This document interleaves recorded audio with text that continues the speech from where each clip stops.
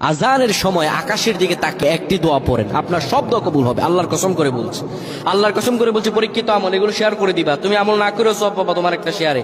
এটি যদি শুনে অন্য কেউ আমল করে তুমি আর সওয়াব পেয়ে যাবা। আজানের সময় যখন আজান হয় তখন আমরা কথাবার্তা বলি, এগুলো অনুচিত। আপনি আজানের সময় আকাশের দিকে তাকিয়ে একটি দোয়া পড়বেন। এই দোয়াটি আমরা অনেকেই পারি। এখন বলবেন হুজুর কমন পড়ে গেছে দোয়া। আমরা অনেকেই আল্লাহ তাআলার কাছে এটা ওটা চাই, কিন্তু সঠিকভাবে চাইতে জানি না। সঠিকভাবে কোনো ব্যক্তি যদি চায় আমার আল্লাহ তাকে দয়া করবেন। আল্লাহ বলেন, বান্দা উদউনি আস্তাজিব লাকুম, আমার কাছে চাও আমি আল্লাহ সব দিয়ে দিব। সুবহানাল্লাহ।